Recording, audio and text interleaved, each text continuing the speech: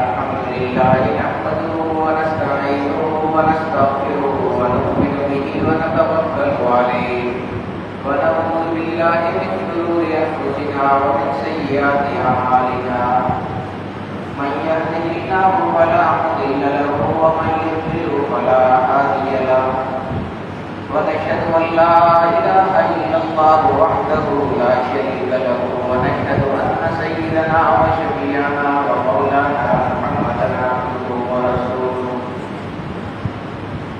أما بعد فقد قال الله تبارك وتعالى في كلامه المجيد والقرآن الحميد أعوذ بالله من الشيطان الرجيم بسم الله الرحمن الرحيم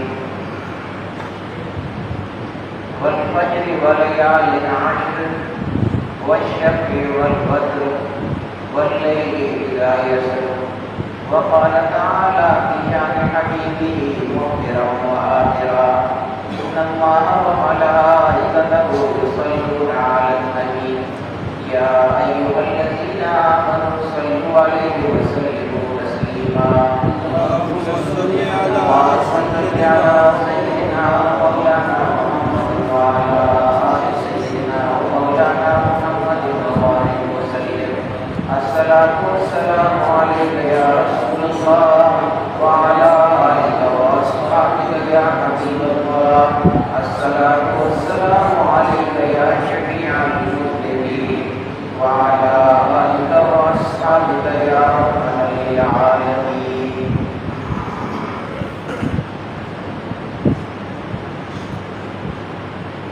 کچھ نصیب لوگ ہیں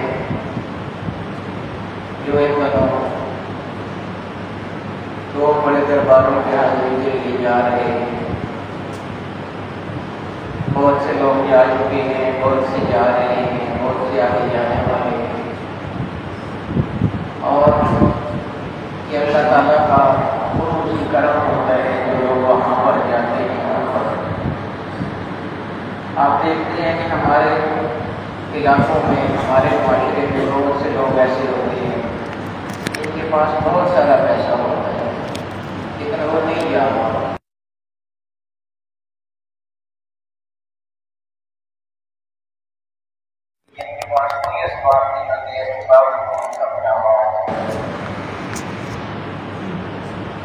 بہت بڑے دربار ہیں, بہت بڑی حاضری ہے وہاں کی.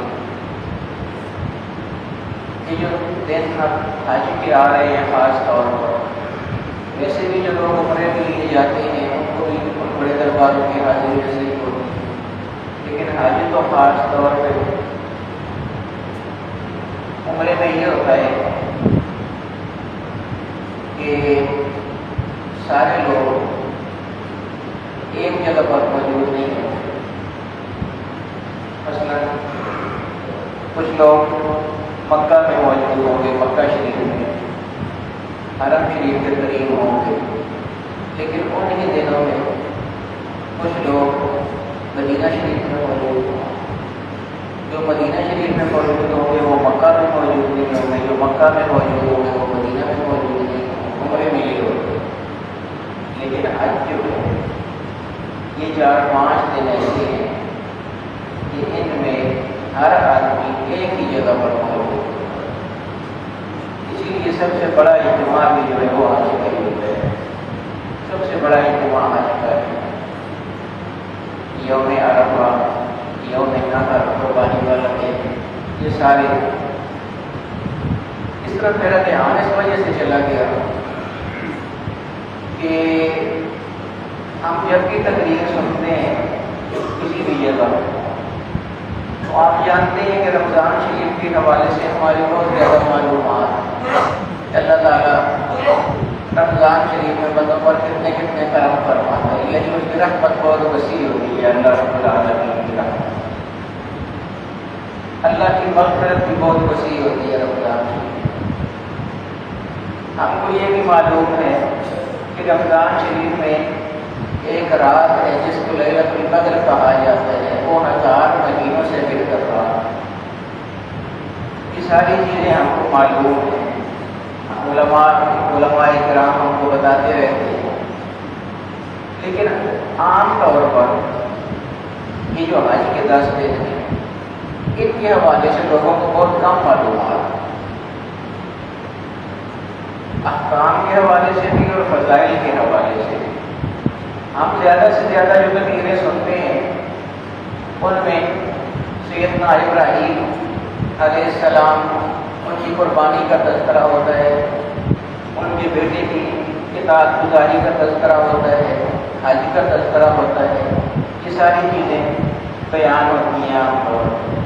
لیکن ان 10 دنوں کے فضائل وہ کیا ہے؟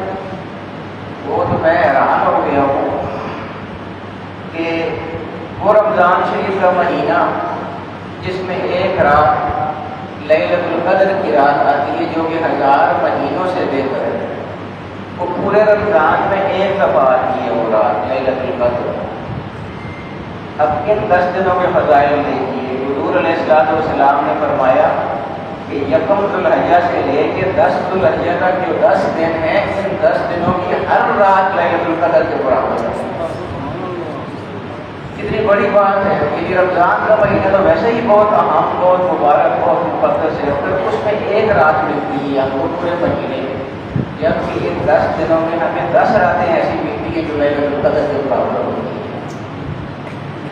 اسی طرح حضور علیہ السلام نے ایک اور اتنے خوبصورت بات ارشاد فرمائی ہے، فرمایا کہ جو آدمی یوم عرفہ کا روزہ رکھتا ہے یعنی 9 ذو الحجہ کا، عید سے ایک دن پہلے، 10 ذو الحجہ کو عید ہوتی ہے، اس سے ایک دن پہلے 9 ذو الحجہ یوم عرفہ، جب عرفات میں سارے لوگ موجود ہوتے ہیں، اس ایک دن کا روزہ جو آدمی رکھے گا اس کے جو پہلا 1 سال گزر چکا ہے اس کے بھی سارے گناہ معاف ہو جائیں گے، اور جو سال آنے والے ہیں اس میں جو کرنے والے گناہ ہیں وہ بھی سارے اللہ پاک معاف فرما دیں گے۔ عجیب و عجیب فضائل ہیں، عجیب و غریب فضائل ہیں اس کے، لیکن وہی بات آ جاتی ہے کہ ہم اکثر فضائل کی طرف چلے جاتے ہیں، احکام کی طرف ہماری توجہ نہیں ہوتی۔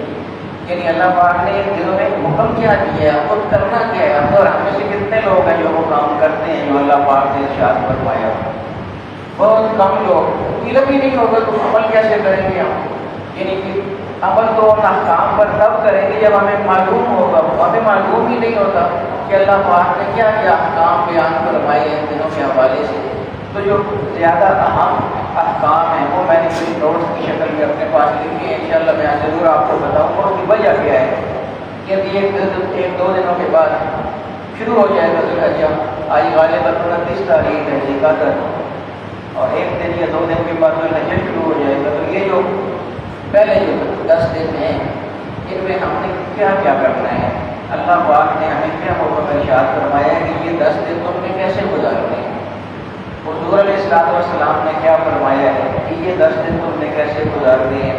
بات میں نے ادھر سے شروع کی تھی بڑے درباروں کی حاضری سے، لیکن مجھے خیال آیا کہ وہ تو اگلے جمعے بھی ہم کر سکتے ہیں، لیکن یہ جمعہ جو آ رہا ہے آج کا جو جمعہ ہے اس کے بعد ذو الحجہ نے شروع ہو جانا ہے، تو اس لیے آج زیادہ بہتر یہ ہے کہ احکام کے حوالے سے گفتگو کی جائے کہ ہم نے کرنا کیا ہے 10 دنوں میں، اللہ پاک ہم سے کیا چاہتا ہے، حضور نبی کریم صلی اللہ تعالیٰ علیہ وآلہ وسلم ہم سے کیا چاہتے ہیں، اور یہ 10 دن ہم کو کیسے گزارنے چاہیے کہ اللہ پاک بھی ہم سے راضی ہو جائے اور اللہ کے رسول بھی راضی ہو جائے، اور سب سے بڑی بات یہ کہ ہم خود ان 10 دنوں میں جتنے فوائد حاصل کر سکتے ہیں وہ بھی ہم کر لیں۔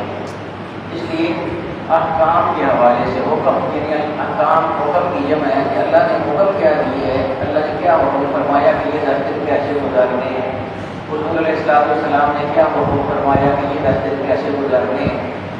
تو آپ توجہ سے یہ باتیں سنیے گا، اور ہم اللہ رب العالمین سے دعا کریں گے کہ اللہ پاک ہمیں ان 10 دنوں میں ان احکامات الہیہ اور احکام نبی صلی اللہ تعالیٰ علیہ وآلہ وسلم پر عمل پیرا ہونے کی توفیق عطا فرمائے، اور پوری طرح ان کے مطابق ہمیں یہ 10 دن اللہ پاک گزارنے کی توفیق عطا فرمائے۔ اللہ پاک نے یہ دیکھیے کہ 10 دنوں کی اہمیت دیکھیے کہ اللہ پاک نے ان 10 دنوں کی قسم کھائی، یہ بھی عام طور پر کسی نے آپ کو نہیں بتایا ہوگا۔ لا اقسم بهذا البلد والضحى واللیل اذا سجى، یہ تو ہم سب سنتے رہتے ہیں اللہ پاک نے جو قسمیں اٹھائی، لیکن اللہ پاک نے 10 دنوں کی قسم بھی اٹھائی ہے۔ فرمایا کہ والفجر وليال عشر والشفع والوتر واللیل اذا یسر، یہ ساری قسمیں ہیں، 4-5 آیتیں ہیں اور 4-5 قسمیں اللہ پاک نے اٹھائی۔ ولیال عشر سے مراد حضرت عبداللہ ابن عباس رضی اللہ تعالیٰ عنہ بہت بڑے مفسر ہیں قرآن کریم کے، وہ فرماتے ہیں کہ ان 10 راتوں سے مراد یہ ذوالحجہ کے جو 10 دن ہیں، ان میں جو 10 راتیں آنے والی ہیں یہ مراد ہے، ان کی اللہ پاک نے قسم اٹھائی ہے۔ جیسا کہ میں اکثر آپ کو بتاتا رہتا ہوں کہ اللہ پاک نے ہر چیز میں مختلف درجات رکھے ہیں، مہینوں میں درجات ہیں، دنوں کے حساب سے، اوقات کے حساب سے، ہر چیز میں درجات ہیں۔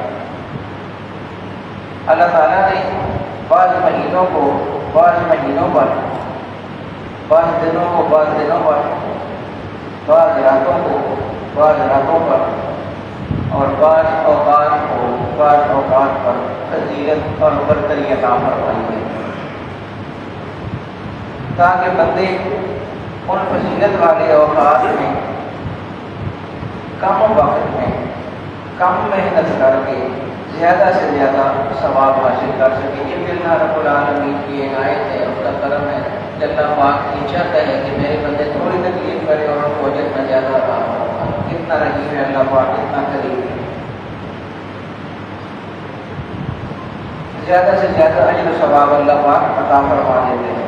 ان فضیلت والے اوقات میں عشرہ ذی الحجہ، عشرہ 10 کو کہتے ہیں عربی میں، اور ذی الحجہ کا مہینہ، ان فضیلت والے اوقات میں عشرہ ذی الحجہ یعنی ذی الحجہ کے پہلے 10 دن بھی شامل ہیں۔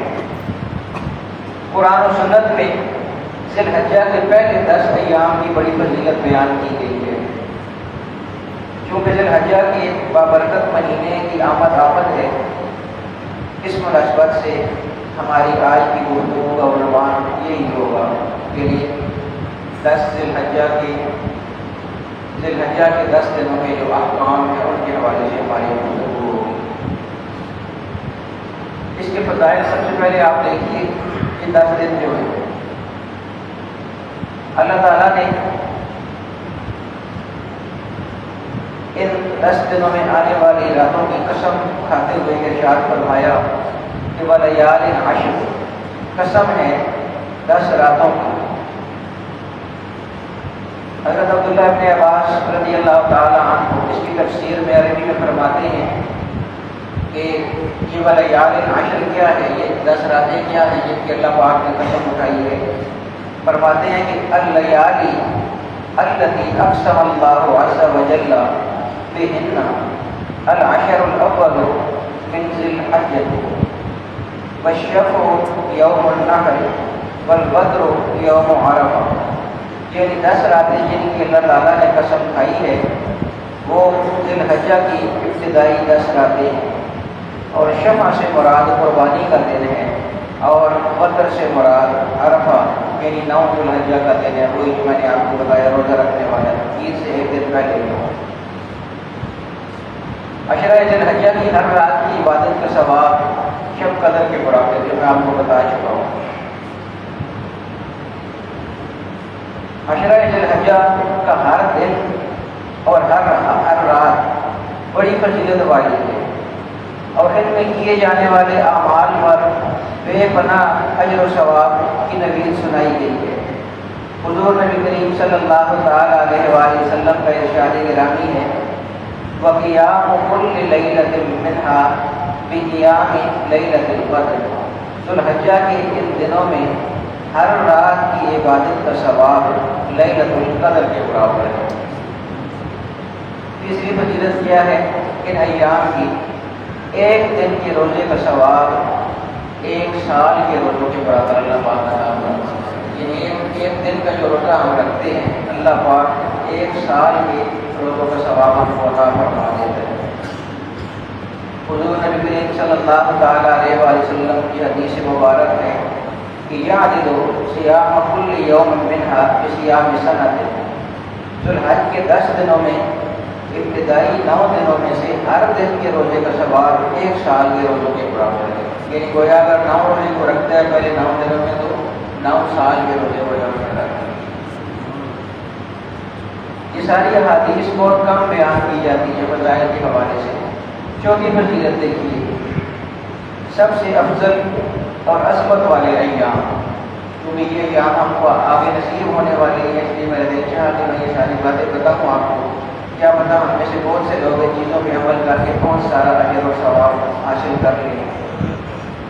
حضرت عبداللہ ابن عباس رضی اللہ تعالیٰ عنہما سے مروی ہے کہ آپ صلی اللہ علیہ وسلم کا ارشاد مبارک ہے، ما من ایام افضل عند اللہ ولا العمل فیہن احب الی اللہ عز وجل من هذه الایام العشر.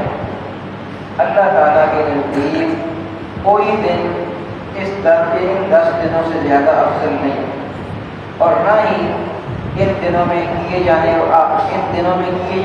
والے اعمال سے زیادہ کوئی عمل اللہ تعالیٰ کو پسند اور محبوب ہے. یعنی اللہ پاک کو سب سے زیادہ پسند انہی دنوں کی عبادت اور انہی دنوں کا جو شغف ہے اللہ پاک کے ساتھ، اور جو اچھے اعمال کرنے ہیں وہ اللہ پاک کو انہی دنوں میں زیادہ پسند ہے. اللہ تعالیٰ کی محبوب اعمال، حضور کریم صلی اللہ علیہ وسلم ایک اور حدیث مبارک سنیے. حضور نے فرمایا کہ ما من ایام العمل الصالح فیہن احب الی اللہ من هذه الایام العشرۃ.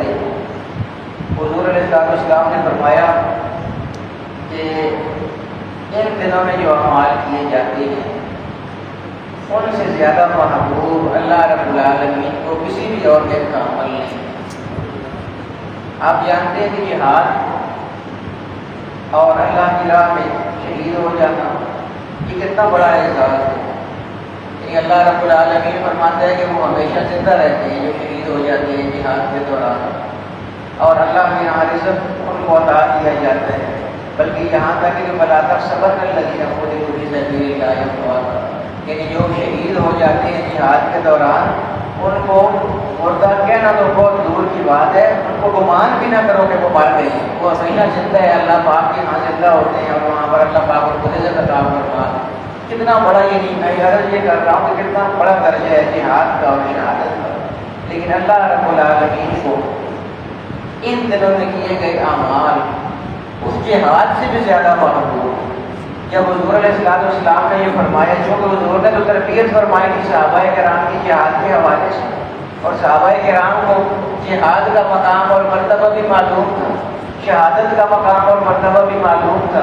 اس لیے جب حضور نبی کریم صلی اللہ تعالیٰ علیہ وآلہ وسلم نے فرمایا کہ اللہ پاک کو ان دنوں میں جو کام کیے جاتے ہیں اچھے اعمال ان سے زیادہ کوئی بھی اور عمل اتنا زیادہ پسند اللہ پاک کو نہیں ہے جتنا کہ ان دنوں میں اچھے اعمال اللہ پاک پسند فرماتا ہے. تو چونکہ صحابہ کرام کی تربیت تو جہاد اور شہداء کے حوالے سے، شہادت کے حوالے سے ہوئی تھی، صحابہ کرام نے آگے سے عرض کی کہ یا رسول اللہ آپ نے تو بیان فرمایا تھا کہ جہاد سب سے افضل ہے، تو کیا جو ابھی آپ بیان فرما رہے ہیں کہ ان دنوں کے اعمال جہاد سے بھی کیا افضل ہو جائیں گے؟ فرمایا ہاں، جہاد سے بھی زیادہ افضل ہے ان دنوں میں کی گئی یہ بات.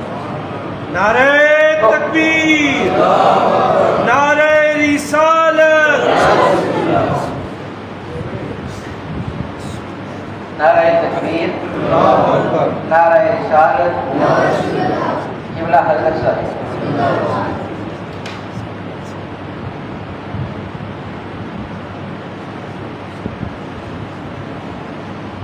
اور حدیث مبارک آپ کو سنا رہا تھا کہ ما من ایام العمل الصالح فیہن احب الی اللہ من هذه الایام العشرۃ. قالوا یا رسول اللہ ولا الجہاد فی سبیل اللہ؟ قال ولا الجہاد فی سبیل اللہ الا رجل خرج بنفسه وماله فلم یرجع من ذلک بشیء. کوئی دن ایسے نہیں جن میں کیے جانے والے اعمال صالحہ اللہ تعالیٰ کے نزدیک ذوالحجہ کے 10 ایام سے زیادہ محبوب ہو. لوگوں نے دریافت کیا یا رسول اللہ کیا اللہ کے راستے میں جہاد بھی ان دنوں میں کیے جانے والے اعمال صالحہ کے برابر نہیں؟ آپ صلی اللہ علیہ وسلم نے اشارہ فرمایا کہ ہاں یہ حج سے بھی زیادہ افضل یہ ہے کہ اللہ پاک ان دنوں میں کیے گئے اعمال کو اپنی بارگاہ میں قبول فرماتا ہے اور محبوب ہے اپنے نزدیک اور پسند فرماتا ہے۔ اب کچھ میں آپ کو عرض کر رہا تھا کہ کچھ احکام ہیں اس حوالے سے ضروری جو بتانے بہت ضروری ہوتے ہیں کہ 2 دنوں میں شروع ہو رہا ہے ذوالحجہ کا مہینہ، تو ہم نے کرنا کیا کیا ہے۔ یہ تو فضائل میں نے آپ کو آپ کے سامنے کچھ بیان کر دیے، کچھ بتا دیجیے آپ کو۔ اب احکام کی طرف آئیے، احکام کیا ہے اس حوالے سے۔ حضور صلی اللہ علیہ وسلم نے فرمایا کہ اذا رأیتم ہلال ذی الحجہ، جب تم ذوالحجہ کا چاند دیکھ لو، چاند رات ہوتی ہے نا، جس طرح رمضان کے بعد چھوٹی عید کی چاند رات ہوتی ہے، اس طرح یہ بڑی عید کی بھی اس میں عید کی چاند رات نہیں ہوتی، لیکن کیونکہ مہینہ بھی ہوتا ہے یکم سے، تو یہ اس حوالے سے چاند رات ہوتی ہے کہ چاند یکم کو دیکھا جاتا ہے۔ تو گویا جس دن تم نے چاند دیکھ لیا اس ماہ کا، اور وَأَرَادَ أَحَدُكُمْ أَن يُضَحِّيَ، اور وہ ایسا آدمی ہو جس نے چاند دیکھا ہو کہ اس نے قربانی کا بھی ارادہ کیا ہو کہ میں نے قربانی بھی کرنی ہے، فَلْيُمْسِكْ عَنْ شَعْرِهِ وَأَظْفَارِهِ، اس کو چاہیے کہ وہ چاند دیکھنے کے بعد عید کی ادائیگی تک نہ اپنے ناخن کاٹے اور نہ اپنے بال کٹوائے۔ عام طور پر نہیں معلوم ہوتی یہ بات، کچھ لوگوں کو معلوم بھی ہوتی ہے لیکن عام طور پر نہیں معلوم ہوتی یہ بات۔ یعنی آپ یہ سمجھیے کہ شریعت میں یہ ناخن اور بال زیادہ سے زیادہ 40 دن تک ان کی مدت۔ علماء یہ فرماتے ہیں کہ اگر کوئی ایسی مجبوری نہ ہو کہ 40 دن گزر چکے ہو، 40 دن کے بعد تو ضروری ہے بال بھی آپ صحیح کروائیں گے، بال جو ہے وہ صاف بھی کریں گے، لیکن زیادہ سے زیادہ 40 دن کی مدت۔ اسی طرح ناخن بھی آپ زیادہ سے زیادہ 40 دن تک، ویسے تو پہلے کاٹنے چاہیے، آپ جمعے کو کاٹنے چاہیے، سب سے پسندیدہ جو عمل ہے، لیکن زیادہ سے زیادہ جو مقدار بتائی گئی ہے وہ 40 دن کی بتائی گئی۔ اگر کوئی ایسی مجبوری نہ ہو کسی آدمی کو، مثلا کسی کے اگر 40 دن ہو گئے ہیں، اس نے بال صاف نہیں کیے یا ناخن نہیں کاٹے، وہ جو ہے اس کو چاہیے کہ وہ چاند دیکھنے کے بعد بھی یہ کام کر سکتے ہیں۔ لیکن اگر ایسی مجبوری نہیں ہے اور عام طور پر نہیں ہوتی، ہم سب لوگوں نے ہر ہفتے ناخن بھی کاٹے ہوتے ہیں، بال بھی سب نے صاف کیے ہوتے ہیں، عام طور پر یہ مجبوری نہیں ہوتی ہے ہماری۔ ایسا آدمی جس کی یہ مجبوری نہ ہو، اس نے چاند دیکھنے کے بعد، یعنی اگر یہ کام کرنے ہیں تو چاند دیکھ، مثلا آج کا دن ہے نا، آج والے وقت میرے خیال میں آج اجلاس بھی ہمارا روزہ دار کا بیٹھے گا، آج بھی توقع ہے چاند نظر آنے کی، اور آج نہ نظر آئے گا تو کل نظر آئے گا، آج 29 ہے ہمارے وقت کا تک، تو یعنی آج کا دن آپ کے پاس ہے، یہ کام آپ کر سکتے ہیں اور آپ کو کرنے چاہیے، کیونکہ اگر آج رات میں چاند نظر آ گیا تو پھر کل آپ یہ کام نہیں کر سکتے، اور پھر 10 تاریخ تک آپ یہ کام نہیں کر سکتے۔ ناخن کاٹنے والے کام اور بال صاف کرنے والے کام۔ حضور علیہ السلام نے فرمایا اذا رأیتم ہلال ذی الحجۃ واراد احدکم ان یضحی فلیمسک عن شعرہ واظفارہ، جب تم ذوالحجہ کا چاند دیکھ لو اور تم میں سے کسی کا ارادہ قربانی کرنے کا ہو تو اسے قربانی کرنے تک اپنے بال اور ناخن کاٹنے سے احتراز کرنا چاہیے۔ یہ قربانی کی بات ہے، یاد رکھیے یہ بات کہ وہ آدمی جس نے قربانی کرنی، جس نے قربانی نہیں کرنی، استطاعت نہیں ہے یا عمر نہیں ہے قربانی کرنے کی، چھوٹا ہے بچہ ہے کوئی، اس پر یہ ضروری نہیں ہے۔ وہ آدمی، وہ بڑا آدمی بھی جو قربانی نہیں کر سکتا کسی وجہ سے، اس پر بھی ضروری نہیں ہے۔ وہ آدمی جو قربانی کرے گا اس کے لیے یہ ہے کہ وہ مستحب ہے یہ عمل کہ وہ چاند دیکھنے سے لے کر عید تک جو ہے نہ اپنے بال کاٹے اور نہ اپنے ناخن کاٹے۔ اصل میں یہ ہے کہ یہ دیکھیے نا، یہ بھی بڑی دلچسپ بات ہے،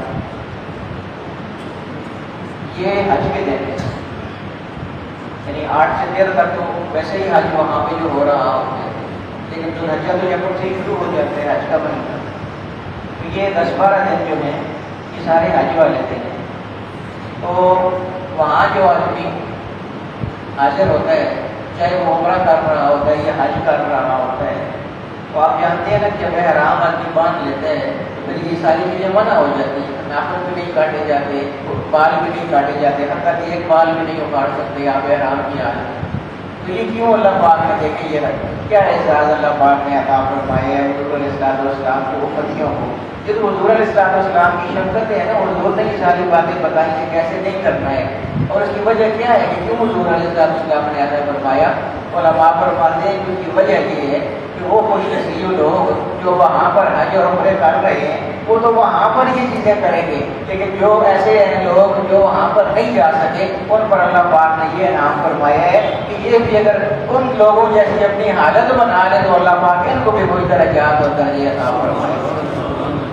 تو جس طرح وہاں آدمی اللہ کا فقیر بنا ہوتا ہے، احرام باندھا ہوا ہے، کوئی پتہ نہیں ہے بالوں کی کیا حالت ہے، نہانا نہیں ہوتا جب تک عمرہ پورا نہیں کر لیتے آپ کے لیے ضروری ہو تو پھر نہا سکتے ہیں، عام حالات میں پسندیدہ نہیں ہے وہاں پر نہانا عمرے کے دوران۔ وجہ کیا ہے؟ وہی وجہ ہے کہ جب اللہ کے دربار میں حاضر ہونا ہے تو فقیر بن کے حاضر ہونا ہے، وہاں کوئی خوبصورتی کوئی بڑائی اس چیز کی کوئی ضرورت نہیں ہے، وہاں جتنی زیادہ عاجزی ہوگی اللہ پاک اتنا زیادہ قبول فرمائے گا۔ تو جس طرح وہاں پر عاجزی کے ساتھ سارے گھوم رہے ہوتے ہیں، کسی کو اپنے ناخنوں کا ہوش نہیں ہے، کسی کو اپنے بالوں کا ہوش نہیں ہے، تو حضور علیہ السلام نے کیا مہربانی فرمائی ہے اپنی امت پر؟ فرمایا کہ وہ لوگ تو وہاں یہ سارا کچھ کر رہے ہوں گے لیکن میرے وہ امتی جو وہاں نہیں جا سکے وہ یہیں پر ایسے اعمال اپنا لیں کہ اللہ پاک ان کو بھی وہ یہ عطا فرمائے وہاں۔ تو یہ چیز ہے اس میں احکام میں، اس میں یہی تھوڑی سی تفصیل ہے کہ حدیث مبارکہ میں بال اور ناخن کاٹنے کی مطلقاً ممانعت نہیں ہے، یعنی یہ نہیں ہے کہ اگر آپ نے کاٹ دیے تو گناہ گار ہو جائے، بلکہ یہ کہ یہ مستحب ہے، اچھی بات یہ ہے کہ ایسا کیا جائے جیسے حضور علیہ السلام نے فرمایا۔ دوسری بات یہ کہ یہ حکم اس وقت ہے جب کہ بال اور ناخن کاٹے ہوئے 40 دن پورے نہ ہوئے ہو، ورنہ بال اور ناخن کاٹنا ضروری ہے، وہی بات جو میں پہلے تشریح آپ کے سامنے کر چکا ہوں۔ عبادت کی کثرت، کون ہم میں سے ان 10 دنوں میں عبادت کرتے ہیں سوائے اس کے جو فرض نماز پڑھتے ہیں، اس کے علاوہ ہم نے کون سی کبھی عبادت نہیں کی؟